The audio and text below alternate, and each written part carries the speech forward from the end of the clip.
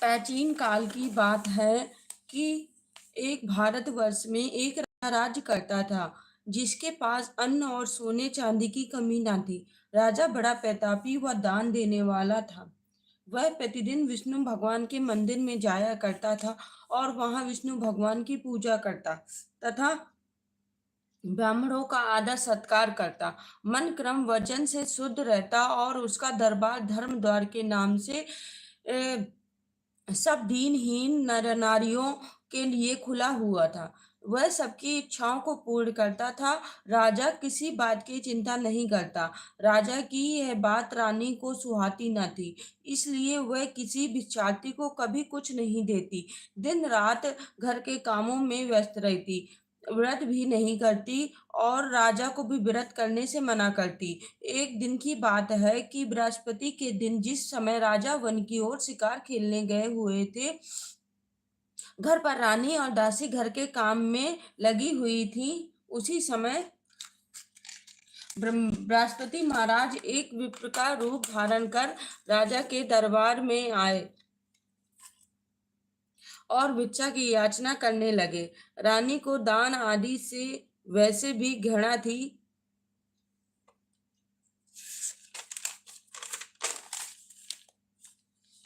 इसलिए वह क्रोधित हो बोली, हे विप्र देवता, मैं दान से परेशान हूँ, इसलिए कोई ऐसा उपाय बताओ जिससे संपूर्ण धन का लोप हो जावे और मुझे शांति हो। विप्र रानी की बात सुनकर आश्चर्य में पड़ गए और सोचने लगे, आज तक मुझे कोई भी स्त्री नहीं दिखी जिसको धन आदि की तनिक भी इच्छा ना हो और वह धन से घृणा करती हो। इसलिए विप्र ने रानी से कहा, हे रानी, तुम बहुत ही विचित्र स्त्री हो। मैंने आज तक कोई ऐसी स्त्री नहीं देखी जिसे धन और पुत्र की चाह न हो। पापनी भी कुछ चाहती है। अगर तुम्हारे पास धन आदि है तो उसे पुण्य कार्यों में लगाओ, भूखों को भोजन कराओ, गर्मी में प्याऊ लगवाओ, विप्रों को दान दो, कुआं, तालाब, सड़कें, मंदिरों आदि का निर्माण कराओ। प्रत्येक गुरुवार के दिन बृहस्पति देव की पूजा व्रत करो तथा कथा सुनो, जिससे स्वर्ग की प्राप्ति होगी, अति सुख मिलेगा, कुल का नाम उज्जवल होगा। रानी इन बातों को सुनकर क्रोधित होने लगी और बोली, हे विप्र देवता, यह सब कार्य मेरे पति देव करते हैं, पर मुझे यह सब नहीं सुहाता, इसलिए आप इस तरह के सुझाव को मेरे सामने प्रस्तुत ना करें। यह उपाय बतावें जिससे संपूर्ण धन नष्ट हो जाए। तो विप्र देवता अधिक चिंतित हुए और पर रानी चाहती थी तो कि उसके पास से सारा धन चला जाए। विप्र ने कहा, हे रानी, जब स्वयं यही चाहती हो तो ऐसा ही होगा। मैं तुमको उपाय बताता हूँ। तुम बृहस्पति के दिन घर लीपना पोतना, केशों को धोना व स्नान कर राजा से कहना कि हजामत बनवाएं और भोजन में मांस, मदिरा, प्याज खाना, धोबी को कपड़े धुलने को देना, घर की सफाई करना। इस तरह 7 गुरुवार करने से तुम्हारा संपूर्ण धन नष्ट हो जाएगा। ऐसे वचन सुनकर रानी अत्यंत प्रसन्न हुई। प्रथम गुरुवार के दिन से ही विप्र के आदेशों पर चलना शुरू कर दिया। गुरुवार के दिन जल्दी सोकर उठी, फिर झाड़ू लगाई, तत्पश्चात लिपवाया पुतवाया, केश धोने के बाद स्नान किया, भोजन बनाने के बाद चूल्हे के पीछे रखा, राजा से हजामत बनवाने के लिए कहा। वह सब बृहस्पति के दिन यही करती रही। 4 गुरुवार ही बीतने ना पाए थे कि धीरे धीरे संपूर्ण धन लोप हो गया। धन के अभाव में राजा रानी चिंतित हुए, क्योंकि अब उनके पास खाने को भी नहीं रहा था और बीमारियों ने भी आ घेरा था। गरीबी में आटा गीला होने से राजा ने आत्महत्या करने की सोची। यह सब रानी के कारण हुआ, इसलिए रानी लज्जित थी। रानी ने राजा से ऐसा करने से रोका और समझाया कि राजा के लिए यह सब बात नहीं सुहाती। मनुष्य को दुख सुख दोनों भोग करना चाहिए। रानी के विचार सुन राजा प्रसन्न हुआ। रानी के सम्मुख बाहर जाने का प्रस्ताव रखा, जिससे वह बाहर कुछ कमा सके। उसने कहा, मैं यहाँ कोई कार्य नहीं कर सकता। देश चोरी परदेश भीख के बराबर है। इसलिए तुम्हारी क्या राय है? रानी ने ऐसा करने की अनुमति दे दी। राजा परदेश चला गया। वह वहां पर वन में लकड़ी काटकर शहर में बेचने लगा। उस पर अनेकों मुसीबतें पड़ने लगीं। वह सत्यवान के समान जीवन व्यतीत करने लगा। राजा के घर रानी दासियों की तरह पीड़ित रहने लगी। रानी सोचती थी, बड़बड़ाई न करे तो पीछे पछताए। इसलिए वह अपनी शेष आयु पानी के घूंट पीकर व्यतीत करने लगी। कई दिनों तक जब उन्हें भोजन नहीं मिला, तो एक दिन रानी को जब बिना भोजन के 7 दिन व्यतीत हो गए, तो उसने दासी से कहा, अरे दासी, यहाँ पास ही मेरी बहन रहती है। तू उसके पास जाकर कुछ अन्न ले आ, जिससे कुछ समय तो कट जाएगा। रानी की आज्ञा पाकर दासी बहन के यहाँ गई। उस समय वह बृहस्पति देव की कथा में लीन थी। दासी ने रानी की बात को उसके सम्मुख कई बार दोहराया, लेकिन उसे कोई उत्तर न मिला। वह बृहस्पति महाराज की कथा में लीन थी, जिसे उसे दासी की आवाज ही नहीं सुनाई दी। क्रोधित हो महल की ओर वापस चल दी। पहुंचने पर बोली कि तुम्हारी बहन तो बहुत अमीर है, इन हम छोटे लोगों की जरा भी ध्यान नहीं देती। मैंने तुम्हारी बात कई बार दोहराई, परंतु उसने ना हाँ करी न ना। रानी ने कहा, दासी, इसमें उसका कोई दोष नहीं। आपत्ति आने पर अपने भी पराये हो जाते। दुष्ट व मित्र की परख इसी समय की जाती है। जो भगवान चाहेगा ही होगा। कोई भी भाग्य तो नहीं बदल सकता। यह सब तो हमारी किस्मत का फल है, भोग रहे हैं। ऐसा कहकर उसकी आंखों में आंसू आ गए। बृहस्पति महाराज की कथा के पश्चात उसे दासी का ख्याल आया। जब वह वही कहीं नहीं दिखी, तो वह अत्यंत दुखी हुई और वह बहन के घर आई और बोली, मैं बृहस्पति भगवान की कथा में लीन थी। बृहस्पति की कथा में न बोलते हैं न उठते हैं, इसलिए मैंने तुम्हारी दासी को कुछ नहीं कहा। बताओ, उसके भेजने का क्या कारण है? उसने कहा, मैंने कुछ अन्न लाने के लिए भेजा था। इस समय मेरे पास खाने के लिए कुछ नहीं है। बहन ने कहा, बृहस्पति देव सबकी इच्छाओं को पूर्ण करते हैं। देखो, शायद तुम्हारे भंडारे में कुछ अन्न पड़ा हो। उसने जाकर देखा तो वहां एक कोने में अन्न का ढेर मिला। उसे बड़ा आश्चर्य हुआ और दासी रानी से बोली, मैं तो अन्न के अभाव के कारण ही तो मैं नित्य व्रत कर रही हूँ, परंतु बृहस्पतिवार के व्रत की विधि व कथा पूछ लो तो अत्यंत अच्छा होगा। रानी के पूछने पर उसने बताया,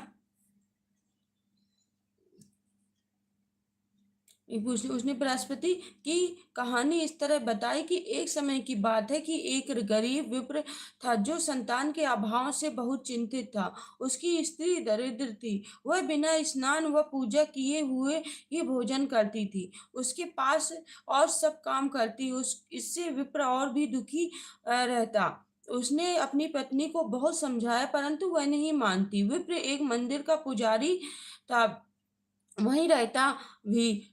भगवान की कृपा से उसकी औरत के गर्भ हुआ और कुछ मास बाद उसको एक कन्या रत्न की प्राप्ति हुई।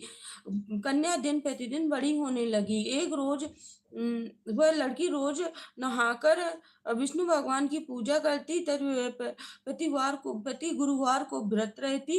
पूजा के बाद रोजाना पाठशाला जाया करती थी। जाते समय वह एक मुट्ठी भर जौ भर के ले जाती और जिसे वह रास्ते में बिखेर दिया करती। भगवान बृहस्पति की कृपा से वह जौ सोने में परिवर्तित हो जाते और वह उन्हें स्कूल से लौटते समय बीन लाती। एक दिन लड़की सूप में जौ साफ कर रही थी।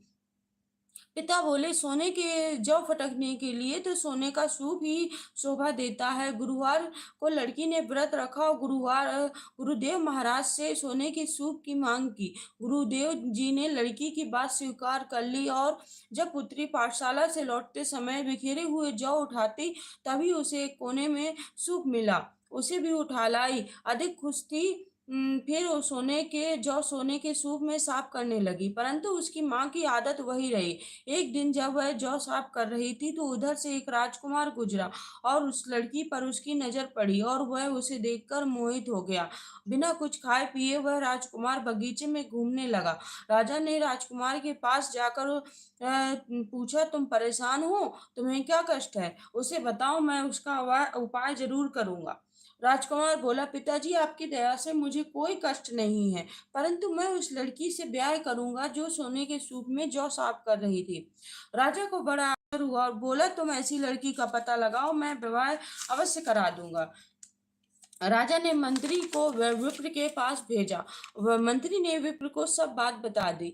वह अपनी लड़की की शादी राजकुमार के साथ करने को तैयार हो गया। कुछ समय बाद लड़की की शादी का समय निकट आया तो विप्र को धन की अत्यधिक चिंता हुई, जिससे कि वह अपनी लड़की की शादी राजकुमार के साथ धूमधाम से कर सके। वह एक सेठ के पास गया और ब्याज पर रुपया ले लिया। शादी खूब धूमधाम से हुई। लड़की के जाते ही विप्र फिर गरीब हो गया। घर में खाने तक को ना रहा। विप्र दुखी होकर लड़की के पास गया और सब हाल बताया। लड़की ने माँ का हाल पूछा और विप्र ने पिता को बहुत सारा धन देकर विप्र को विदा कर दिया और विप्र ने कुछ समय उस धन से काटा, फिर उसी भांति गरीब हो गया। विप्र फिर धन के लिए लड़की के पास गया और सब समाचार बताए। लड़की बोली, आप माता जी को यहाँ भेज दीजिए। विप्र लड़की के कहने अनुसार अपनी औरत को वहां लेकर पहुंचा। पुत्री ने माँ को बहुत समझाया कि तुम नित्य सवेरे सर्वप्रथम स्नान करो, फिर विष्णु भगवान की पूजा करो और फिर सब काम करो, जिससे तुमको कोई कमी नहीं रहेगी। माँ ने उस पुत्री की एक न मानी और सुबह उठकर जो जूठन मिला सो खा लिया। पुत्री के पूछने पर कह दिया कि मैं तो खा चुकी। माँ की जिद से क्रोधित होकर एक दिन उसने माँ को कुटीरी में बंद कर दिया और सुबह खोला, स्नान कराए, विष्णु भगवान की पूजा कराई। तब माँ की बुद्धि ठीक हो गई। तब से उसने बृहस्पति भगवान का व्रत करना शुरू कर दिया, जिससे उसे अत्यधिक धन और अ, वैभव की प्राप्ति हुई। विप्र ने अपने ऊपर शादी के ऊपर जो खर्चा लिया था धीरे धीरे सब दे दिया, परंतु मुनीम ने बेचारे विप्र का रुपया खाते में जमा नहीं किया। वह रुपया खुद हजम कर गया। सेठ ने मुनीम से पूछा कि ब्राह्मण ने कितना रुपया चुकाया। तो तब मुनीम ने खाता देखने लगा और कहने लगा, सेठ कि उसने एक पाई नहीं चुकाई। यह सुन सेठ बड़ा क्रोधित हुआ और विप्र से बोला, तूने अभी तक एक पाई नहीं दी, इसका क्या कारण है? विप्र साहूकार से बोला, मैंने मुनीम को एक एक पाई चुका दी है। अब हमारे ऊपर आपका कोई उधार बाकी नहीं है। साहूकार बोला, अगर तूने रुपया चुकाया होता तो मेरे खाते में जमा होता ना। रुपया किसके सामने दिया था?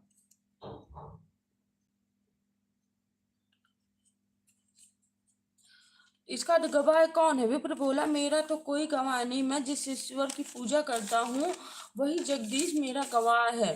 सेठ ने क्रोधित होकर विप्र को घर से निकाल दिया और बोला, शीघ्र ही रुपया चुकाओ नहीं तो नालिश कर दूंगा। विप्र ने कई मास बीतने पर रुपया नहीं दिया, क्योंकि वह सब पैसा दे चुका था। सेठ ने विप्र के ऊपर नालिश कर दिया। जब वह राजा के सामने पेश किया गया तो सेठ ने कहा, मैंने इसको कर्ज में रुपया दिया था, इसने अभी तक मुझे कुछ नहीं लौटाया और कहता है मैंने आपकी रकम लौटा दी। अब कैसा रुपया? जब मुनीम से पूछा गया तो मुनीम बोला, अभी इसने कुछ नहीं लौटाया, खाते भी इसके गवाह हैं, उसने अभी तक कुछ रुपया नहीं दिया। विप्र बोला, मैंने मुनीम को सारा रुपया दे दिया है, इसके लिए हमारे जगदीश गवाह हैं। विप्र के बयान के अनुसार जगदीश को 3 बार आवाज लगाई गई।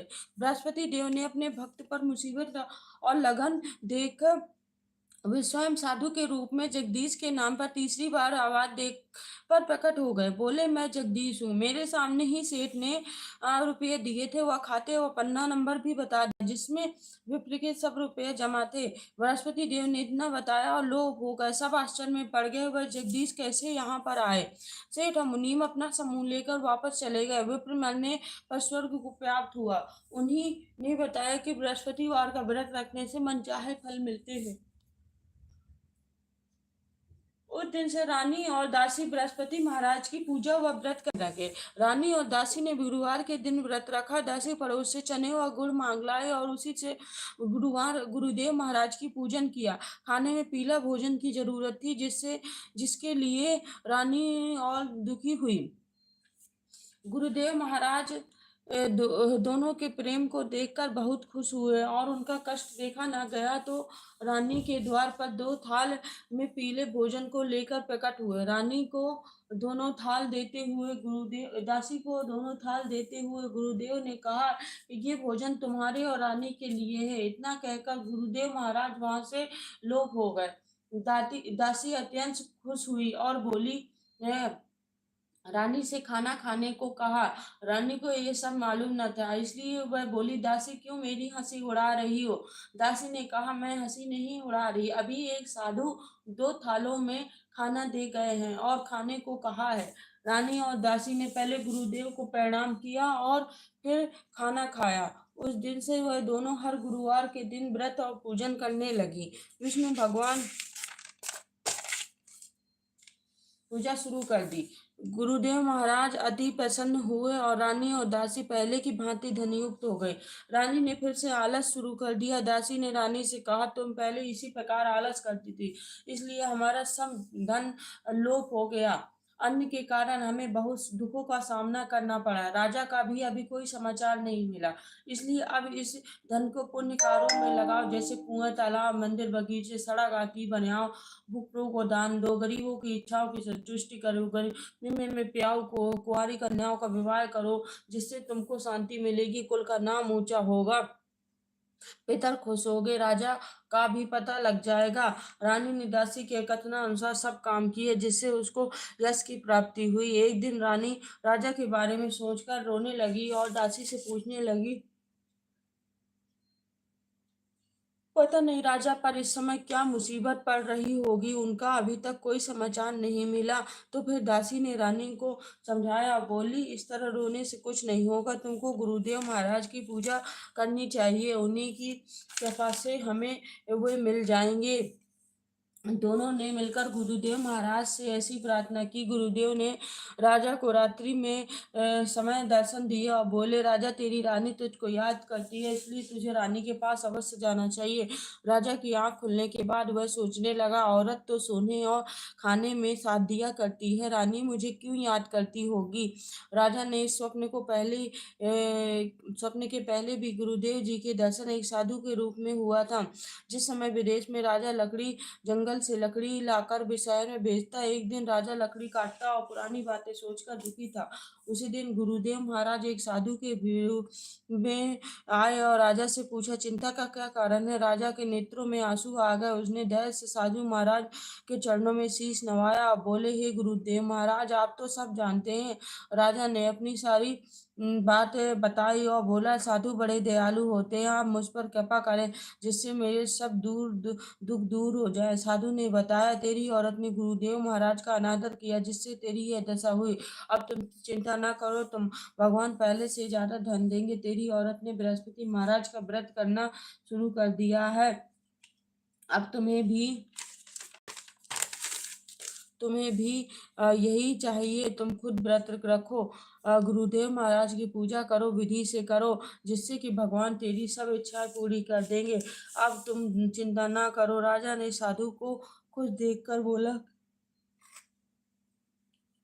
मेरे पास तो इतना भी धन नहीं है कि मैं रानी का समाचार जान सकूं।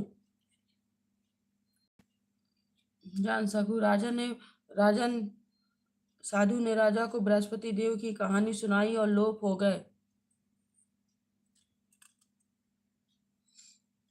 राजा को गुरुवार के दिन दूना धन मिला, जिससे उसने विष्णु भगवान की पूजा करी, परंतु कथा करना भूल गया। एक दिन राजा के नगर के राजा ने विशाल भंडारे का आयोजन कराया और सब लोगों को वहां बुलाया और ये घोषणा करवा दी कि कोई भी व्यक्ति अपने घर में चूल्हा नहीं जलावेगा। और राजा की आज्ञा अनुसार सब लोग वहीं खाना खाएंगे। परंतु जब लकड़हारे को वहां पहुंचने में देर हो गई, इसलिए राजा उसे अपने साथ भोजन करा रहा था। रानी की निगाह उस स्थान पर पड़ी जहां उसके जेवर रखे हुए थे। वहां पर कुछ न दिखने पर रानी ने आश्चर्य में पर गई और लकड़हारे को चोर समझकर उसे जेल में बंद करवा दिया। जेल खाने में लकड़हारे ने सोचा, मैंने कौन सा पाप किया जिसके कारण नित्य नई मुसीबतों का सामना करना पड़ रहा है। तब उसी साधु की याद आई जो जंगल में थे। उसकी मुसीबत देखकर गुरुदेव महाराज फिर साधु के भेष में प्रकट हुए और कहा, अरे मूर्ख, तूने गुरुदेव महाराज की कथा नहीं करी जिसके कारण तुझे यह कष्ट मिला। चिंता न कर, अब की बृहस्पति को इसी जगह पर कुछ अन्न धन मिलेगा जिससे गुरुदेव महाराज का पूजन करना, जिससे तेरे सब कष्ट दूर हो जाएंगे। साधु यह कहकर लोप हो गए। राजा को गुरुवार के दिन उसी जगह पर धन मिला जिससे उसने कथा आदि किया तो गुरुदेव महाराज खुश हुए और उस देश के राजा से स्वप्न में कहा, हे राजन, तूने जिस व्यक्ति को जेल में बंद किया है वह चोर नहीं है। रानी के जेवर उसी जगह पर रखे हैं, इसलिए उसे छोड़ दे और तो तुम्हें नहीं तो तुम्हें भस्म कर दूंगा। राजा ने सुबह होते ही रानी के जेवरों को उसी जगह पर पाया। लकड़हारे के पास पर जाकर क्षमा मानी मांगी और उसे राजा की पोशाक करके उसे अपने देश को रवाना कर दिया। राजा अपने देश में पहुंचा तो उसे आश्चर्य हुआ क्योंकि वहां पहले से अधिक तालाब, बाग, धर्मशालाएं, मंदिर, कुएं आदि थे। राजा के पूछने पर पता लगा कि ये सब रानी और दासी के हैं। तब राजा को आश्चर्य हुआ और क्रोध आया कि रानी को जब राजा का समाचार मिला तो वह द्वार पर आई और पति से मिलकर बड़ी खुश हुई। राजा ने क्रोध में आकर अपनी तलवार निकाली और पूछा, यह सब धन कहाँ से आया है? तब रानी बोली, यह सब गुरुदेव महाराज के व्रत से प्राप्त हुआ है। राजा का क्रोध शांत हुआ और वह उस दिन से 3 बार गुरुदेव की कथा और पूजन करने शुरू कर दिया। नित्य व्रत करने लगा। राजा के पास हर समय चने की दाल बनी रहती। राजा एक दिन अपनी बहन के घर जा रहा था। रास्ते में उसे एक मोटा मिला जिसे वह कुछ लोग शमशान लिए जा रहे थे। राजा ने उनको रोका और बोले बोले आप मेरे गुरुदेव महाराज की कथा सुन लीजिए। वह सोचने लगे कि यह बड़ा मूर्ख है, हमारा तो आदमी मर गया, उसे शरारत सूझी है। परंतु कुछ लोग सुनने के लिए राजी हो गए। राजा ने चने की दाल लेकर फिर कथा शुरू की। बीच में मुर्दा हिलने लगा और आखिर में राम राम कहकर खड़ा हो गया। तब राजा ने चने की दाल दी और व्रत व पूजा करने के लिए कहा। सब अपने घर चले गए। मार्ग में राजा को एक औरत मिली जिसके लड़के को सांप ने डस लिया था। वह रो रही थी। राजा ने उसे भी बृहस्पति देव की कथा सुनने को कहा, परंतु पहले तो वह राजी न हुई, बाद में राजी हो गई। कथा के अंत में पुत्र अच्छा हो गया। राजा ने औरत को चने की दाल दी और व्रत करने को कहा। राजा बहन के घर चला। आगे एक किसान मिला जो खेत जोत रहा था। राजा ने उसे कथा सुनने को कहा। तो वह बोला, तुम अपना काम करो, हम इस समय कुछ नहीं सुनेंगे। जब तक मैं तुम्हारी कथा सुनूंगा उस तब तक मैं एक खेत जोत लूंगा। राजा आगे बढ़ा तो उसका बैल चोट लगने से गिर गया। उसके सिर में दर्द होने लगा। उसकी माँ खाना लेकर आई तो पुत्र का हाल जानो तो राजा के पास गई और बोली, मैं कथा सुनूंगी। राजा ने उसे कथा सुनाई जिससे किसान और बैल दोनों ठीक हो गए। राजा बुढ़िया से गुरुवार की कथा व व्रत करने को कहा। राजा बहन के यहाँ पहुंचा तो आदर संस्कार से उसका स्वागत हुआ। सवेरे राजा सोकर उठा तो देखा सब लोग भोजन कर रहे थे। बहन से पूछा तो पता चला कि यहाँ सब लोग पहले भोजन करते हैं, बाद में अन्य काम। राजा बोला, यहाँ कोई ऐसा व्यक्ति नहीं है जिसने भोजन न किया हो, ऐसे आदमी को कथा सुनाऊंगा। बहन बोली, यहाँ पर हर व्यक्ति पहले खाना खाता है, बाद में कुछ और काम। मैं पड़ोस में देखती हूँ। पड़ोस में एक किसान का पुत्र था जो कई दिनों से बीमार था, जिसने खाना नहीं खाया था। तो उसने राजा ने वहां जाकर अपनी बृहस्पति महाराज की कथा सुनाई और जिससे उनके पुत्र का बुखार ठीक हो गया और राजा बाद में सब लोगों ने भोजन किया। राजा बहन से बोला कि मैं घर जाऊंगा और तुम भी मेरे साथ चलो और तैयार हो जाओ। राजा ने सास ने बहू को जाने के लिए कहा, परंतु कहा पुत्र नहीं जाएंगे। राजा बोला, जब पुत्र नहीं जाएंगे तो बहन जाकर क्या करेगी? सास ने लड़के को जाने के लिए इसलिए मना किया था क्योंकि राजा के कोई संतान नहीं थी। राजा दुखी होकर लौट आया और रानी से कहने लगा कि मेरे कोई संतान नहीं है जिससे मेरा वंश चले, इसलिए हमारा जीवन बेकार है। रानी राजा को धैर्य से बोली, जब गुरुदेव महाराज की कृपा होगी तब सब ठीक हो जाएगा, आप परेशान न हो।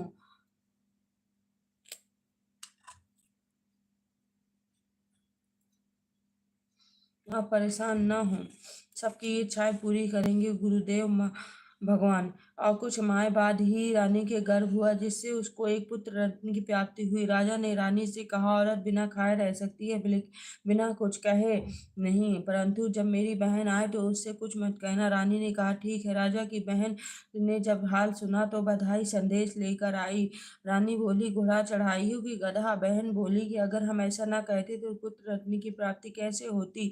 जो भी मन कर्म वचन से शुद्ध होकर बृहस्पति भगवान की पूजा करता है, वह विधि पूर्वक व्रत करता है, उसको भगवान की बृहस्पति महाराज मनवांछित फल देते हैं। बोलो बृहस्पति भगवान की जय।